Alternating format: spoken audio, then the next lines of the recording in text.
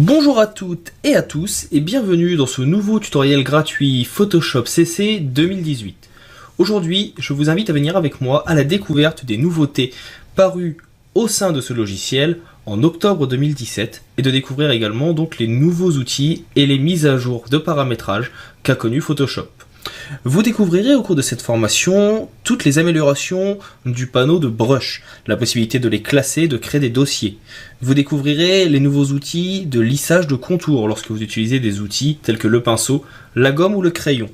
Nous verrons également le menu partage rapide qui vient d'être ajouté au logiciel, les nouveaux outils de plume incarnée, ou plutôt plume de courbure. Vous verrez également que maintenant il y a des possibilités de faire des copier-coller de calque d'un calque à l'autre. Je vous présenterai comment cela fonctionne et le principe. Nous verrons quelques améliorations au niveau de l'ergonomie dans le logiciel, des outils de symétrie de peinture qui étaient attendus depuis quelques temps et qui maintenant sont effectifs mais qui doivent être activés. Je vous montrerai où les activer et comment ils fonctionnent, et bien d'autres choses encore. Ce tutoriel est bien sûr pour débutants et n'est qu'une présentation des nouveaux outils. Si vous souhaitez en découvrir plus sur Photoshop, vous trouverez bien sûr les formations adéquates sur mon catalogue, sur le site tuto.com. Si jamais vous avez des questions sur ces nouveautés, n'hésitez bien sûr pas à m'en faire part, je resterai à votre disposition pour vous aider. Il ne me reste maintenant plus qu'à vous dire à tout de suite pour la découverte de ces nouveautés.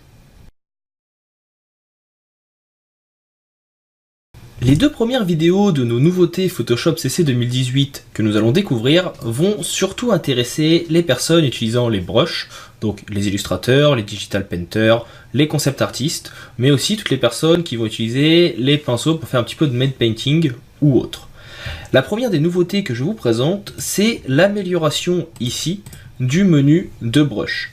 Comme vous le voyez, il est toujours disponible avec un clic droit et il se présente toujours plus ou moins de la même façon. Sachez seulement que de nouvelles fonctionnalités lui ont été ajoutées. Vous avez maintenant la possibilité, ici, très simplement de venir zoomer dans votre palette des brushes à l'aide du petit menu qui se trouve en bas. C'est anecdotique, mais ça peut toujours être utile. La grosse nouveauté, elle, va plutôt concerner le classement des brushes. Jusqu'à maintenant, il était impossible de classer vos brushes directement depuis ce document, depuis cette page.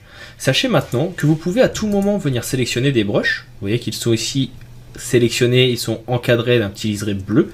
Et bien vous avez la possibilité à tout moment de venir les déplacer dans votre composition, dans votre fenêtre de paramétrage.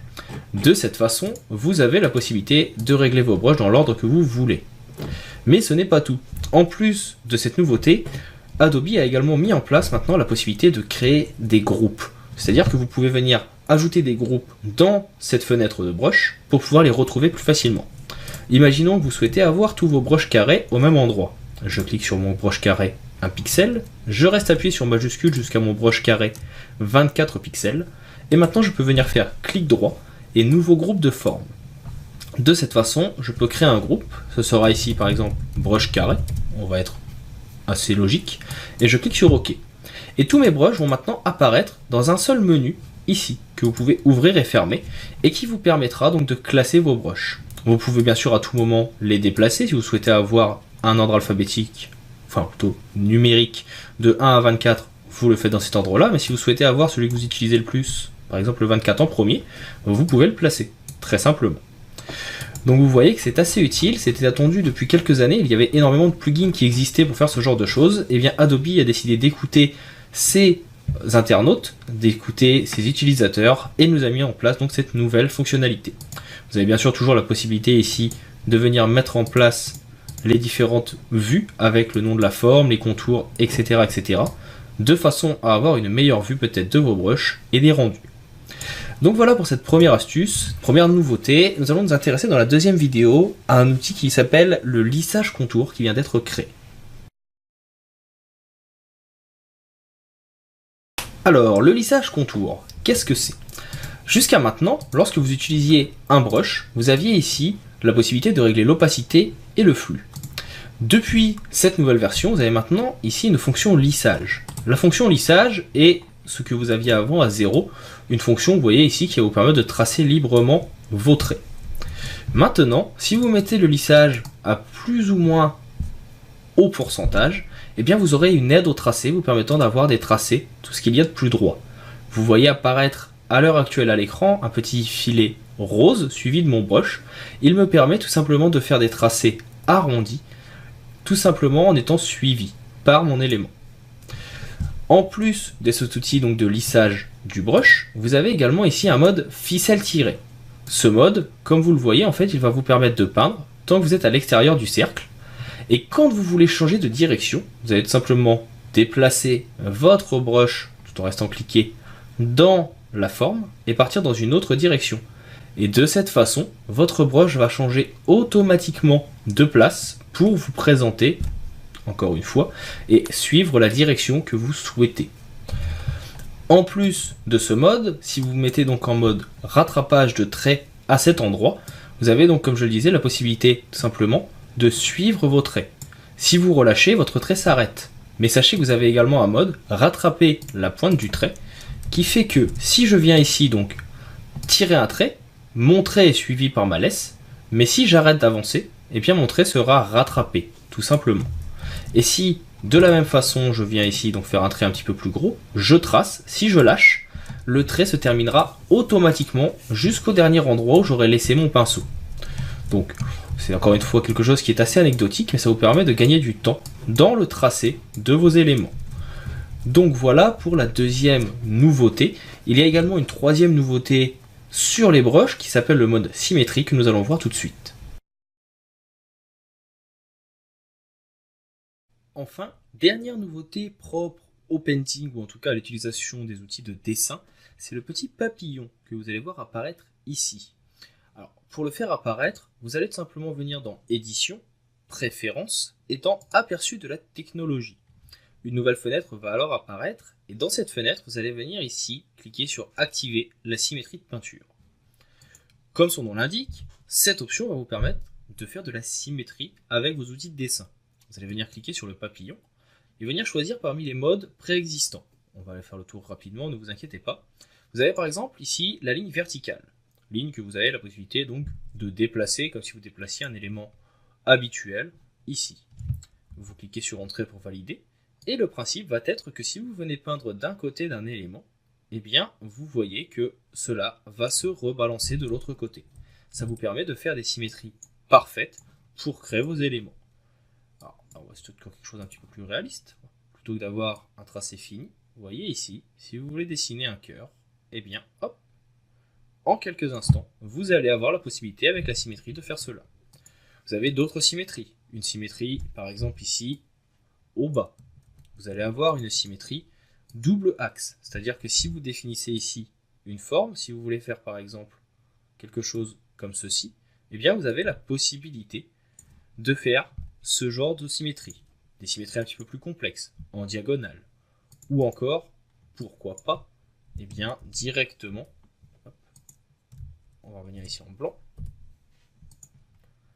pourquoi pas en mode vague. C'est-à-dire ici, vous voyez que vous avez votre élément, vous venez peindre, et cela va suivre une sorte de vague. Vous voyez que si je dessine une ligne droite, eh bien elle suivra la vague. Elle ne sera pas droite justement, elle suivra cette symétrie. Vous avez des cercles, donc toujours pareil, si je viens dessiner à l'extérieur du cercle, on voit que ça vient dessiner à l'intérieur. Et si je viens dessiner dans le cercle, vous voyez ici, ça me permet de faire des cercles parfaits. Vous avez juste à tracer un trait d'un côté à l'autre, et vous avez la symétrie qui va se mettre. Et si vous venez tracer dans l'intérieur du cercle, hop, vous voyez que les cercles se font tout seuls. Alors il est recommandé d'avoir une tablette ici pour avoir un meilleur rendu. De la même façon, vous avez, si vous travaillez avec des nombres d'or ici, eh bien une spirale. Imaginez, hop, je viens dessiner à l'extérieur, ça dessine dans ma spirale, et inversement, si je viens dessiner dans la spirale ici, ça va me permettre de faire un petit escargot qui pourrait être utile pour le logotype. Et pour terminer, vous avez bien sûr des lignes parallèles qui vous permettent donc de faire une duplication d'un côté et de l'autre. Comme ceci, vous voyez, la parallèle étant présente, vous avez la possibilité de peindre ici entre les deux. Donc voilà pour ce petit outil qui est assez sympathique, que vous pouvez même lier au lissage pour avoir quelque chose d'un petit peu plus réaliste et surtout de plus simplifié. Je vous invite bien sûr à faire des essais pour apprendre à utiliser l'outil et voir les différents rendus disponibles afin de mieux l'appréhender. Donc voilà pour les outils de Painting. Il y a également d'autres outils qui ont été ajoutés, surtout au niveau de la police d'écriture, ainsi que des outils pour les utilisateurs, pour leur permettre de gagner du temps et de mieux comprendre certains éléments. Donc on va regarder ça tout de suite dans les prochaines vidéos. Avant d'aller plus loin dans la découverte des nouveaux outils, on va venir s'intéresser dans cette vidéo à deux nouveautés qui sont plus de l'expérience utilisateur pour vous permettre de gagner un petit peu de temps lors de vos créations de composition. Si vous êtes débutant avec Photoshop, il peut arriver devant cette usine à gaz, entre guillemets, d'être un petit peu perdu et de ne pas retrouver comment fonctionne tel outil. Eh bien, Photoshop et Adobe ont mis en place des petites nouveautés. Maintenant, lorsque vous passez au-dessus d'un outil, de nouvelles infobulles ont vu le jour, avec des mini-tutos qui vous expliquent comment fonctionne l'outil et à quoi il sert. Vous avez le raccourci, et sur chacun d'entre eux, vous avez donc ces petites explications qui vous montrent en vidéo très rapidement les fonctionnalités.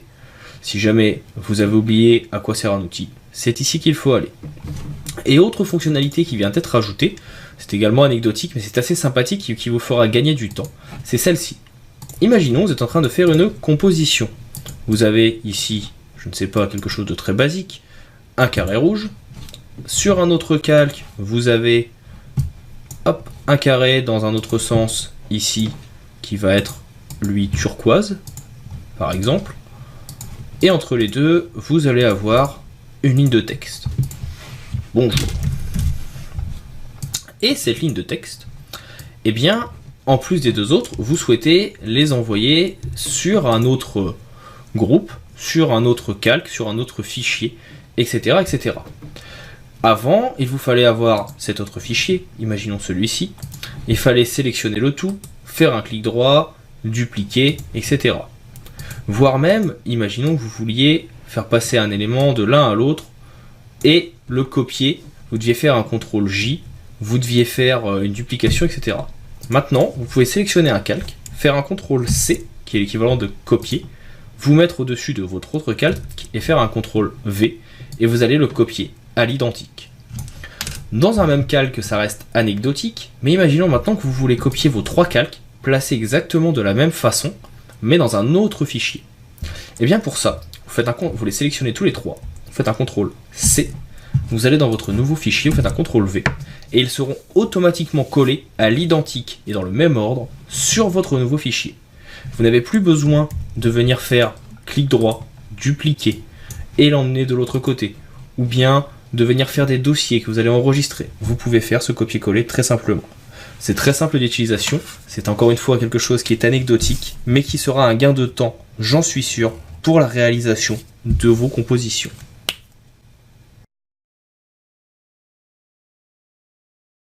Une autre des fonctionnalités qui a été bien revue cette année avec la mise à jour de Photoshop, mais également avec toute la suite Adobe CC, c'est l'outil texte, ou plutôt le menu propriétés qui va avec l'outil texte.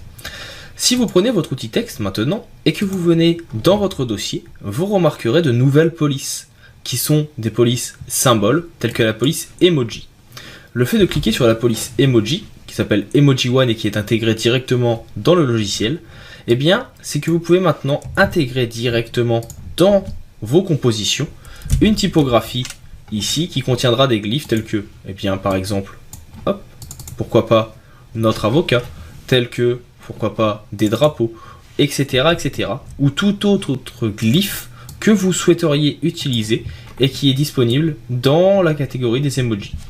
Au niveau des emojis, vous retrouverez bien sûr ici tous les plus connus qui existent, de l'émoticône basique en passant par tous les symboles les plus communs. Pour les retrouver dans le menu glyphes, soit vous pouvez venir faire directement par couleur, soit vous pouvez venir chercher par type de ponctuation, etc., etc. Et vous n'avez plus ici qu'à venir donc les sélectionner, les double-cliquer pour les ajouter. Autre petite nouveauté des outils de texte qui ont été remis au goût du jour, c'est la possibilité maintenant, quand vous venez ouvrir une police, d'utiliser ce que l'on appelle donc des polices variables, qui sont représentées ici comme vous voyez par un petit var. C'est quelque chose qui, pour ma part, était attendu depuis quelques temps quand je fais de la mise en page. Comme vous allez le voir, c'est assez simple et très intéressant. Avant, lorsque vous utilisiez une police qui avait plusieurs types de graisse, par exemple je vais prendre une police que j'ai tendance à beaucoup utiliser, hop hop hop, qui s'appelle la Helvetica. Alors, par ordre alphabétique, voilà, l'Helvetica qui est donc ici, vous voyez qu'elle a un nombre de polices et de graisses assez faramineux. Par exemple, si j'écris tutoriel, si je souhaite changer la graisse ici de mon élément, je dois sélectionner et venir essayer une autre variante. Et bien avec les nouvelles polices qui ont donc le petit symbole var à cet endroit, et vous voyez que dans Photoshop il y en a un certain nombre. Par exemple, si je viens choisir, alors que je retrouve, de toute façon on va pas chercher bien loin, on a ici la première, on a la source 100 variable. Et bien maintenant dans le menu propriétés avec les sources 100, vous avez ici une petite fonctionnalité qui s'appelle épaisseur qui a été ajoutée. Et cette fonctionnalité va vous permettre tout simplement de pouvoir venir jouer avec les graisses. Vous voyez qu'elles changent automatiquement ici de l'une à l'autre sans avoir forcément besoin de venir chercher la taille exacte de l'élément. Cela vous permet de gagner du temps et de changer les graisses très facilement sur vos documents. Donc voilà tout ce qui concerne les nouveautés de la police. Il nous reste deux nouveautés à voir dans ce tutoriel. C'est celui du nouvel outil plume qui va vous permettre de réaliser assez simplement des découpes d'objets incurvés et le partage rapide.